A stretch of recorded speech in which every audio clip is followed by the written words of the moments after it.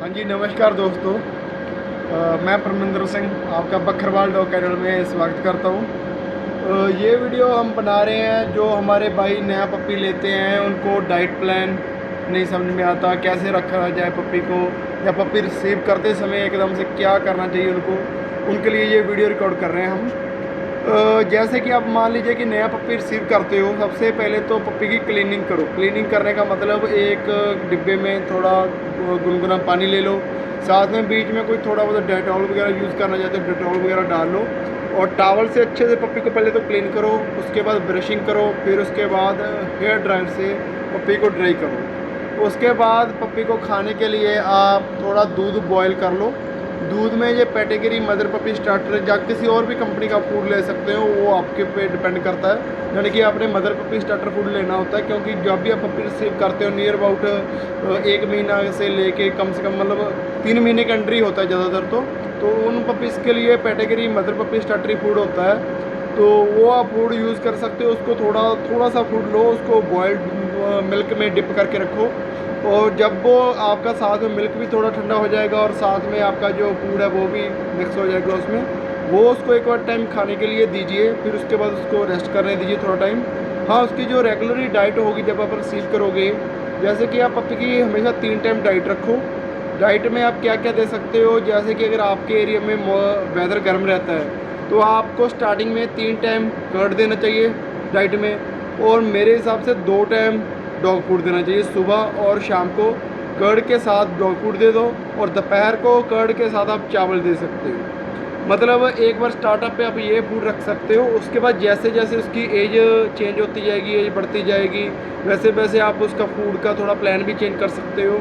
और साथ में ये है कि जैसे जैसे कि उसकी एज बढ़ती जाती है, वेट बढ़ती जाती है, उसकी थोड़ी फूड की अमाउंट भी बताते जाओ। मतलब स्टार्टिंग में आपको कम से कम, अगर मान लीजिए आपका 5-6 केजी का पपी है, तो एक टाइम में 70 से 80 ग्राम कर्ड दही लीजिए, साथ में कम से कम 50 ग्राम और 70 ग्राम डॉग फूड लीजिए, दोनों को मिक्स करके वो दीजिए।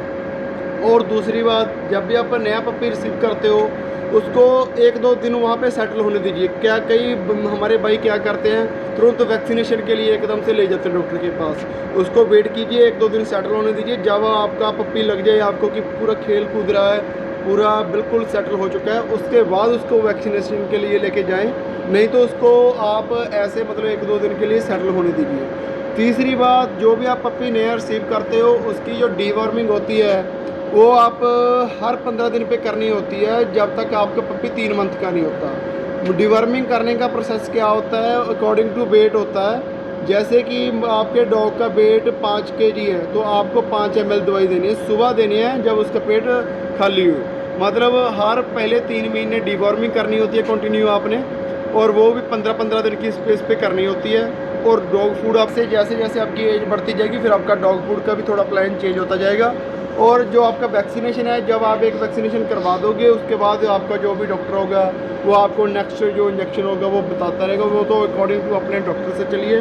और तीसरी बात, कभी भी पप्पी को तुरंत नहलाओ मत, उसको पूरा सेटल होने दो। हाँ, लग रहा है कि आपका वैक्सीनेशन हो गया, पप्पी सेटल हो गया, उसको नहलाओ। थोड़ी देर बाद जब वो पूरा सेटल और फुल एक्टिव हो, उस टाइम नहला सकते हो और आपका वेदर अच्छा हो।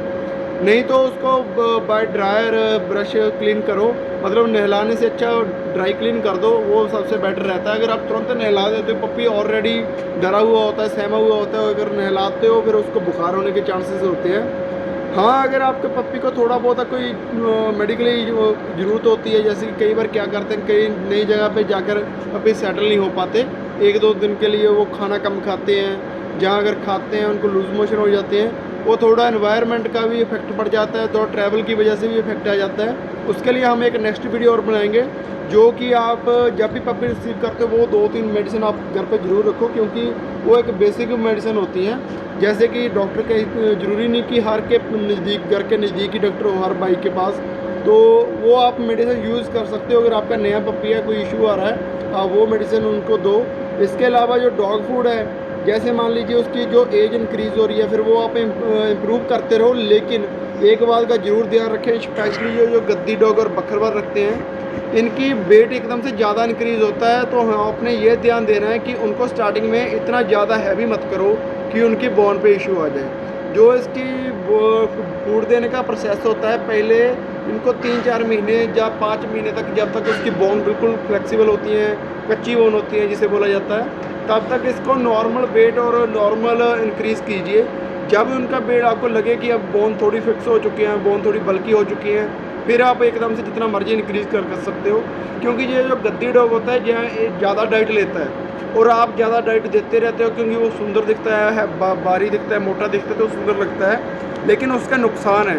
हमेशा ये याद रखो कि जो गद्दी डॉग आप रख रहे हो घर पे, उसकी जो डाइट है उसको धीरे धीरे देते रहो, उसको भूख भी ना लगे, मतलब खाली पेट भी ना हो, लेकिन फ्लफी भी ना हो, ज़्यादा मोटा सा ना हो कि ऐसे बालू जैसा ना बनाओ उसको जल्दी।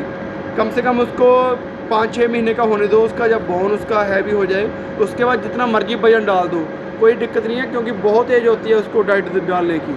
कई भाई बोलते हैं कि डॉग 1 साल में बन जाता है, फिर टाइम नहीं होता। नहीं भाई, डॉग बनने में कम से कम 2 से 2.5 साल लगते हैं प्रॉपर डॉग बनने को। आपके पास बहुत टाइम होता है कि आप बाद में भी डाइट डाल सकते हो, लेकिन स्टार्टिंग में प्लीज़ आप डाइट लिमिट के हिसाब से डालें, ताकि जो डॉग आपका ओवरवेट ना हो। जब उसकी एज 5 से 6 महीने से प्लस चले जाए, फिर आप उसको जितनी मर्जी डाइट डालो, कभी भी आपके डॉग को बोन का इशू नहीं आएगा। आपका बहुत बहुत धन्यवाद। हमको आपका बहुत बहुत प्यार मिल रहा है, बहुत बहुत फीडबैक आ रहे हैं, अच्छे फीडबैक आ रहे हैं, और हमारी ऐसी वीडियो देखने के लिए आप हमें सब्सक्राइब भी कर सकते हो। और हमारा यही रहेगा कि हम अब इस ब्रीड के प्रति कुछ ना कुछ अपडेट करते ही रहेंगे, कुछ डाइट प्लान, कुछ केयरिंग, कैसे ब्रशिंग की जाती है, कैसे ट्रिमिंग की जाती है, जो भी होगा इनका हम यहाँ पे अपलोड करते रहेंगे। और आपका बहुत बहुत धन्यवाद, फिर मिलेंगे।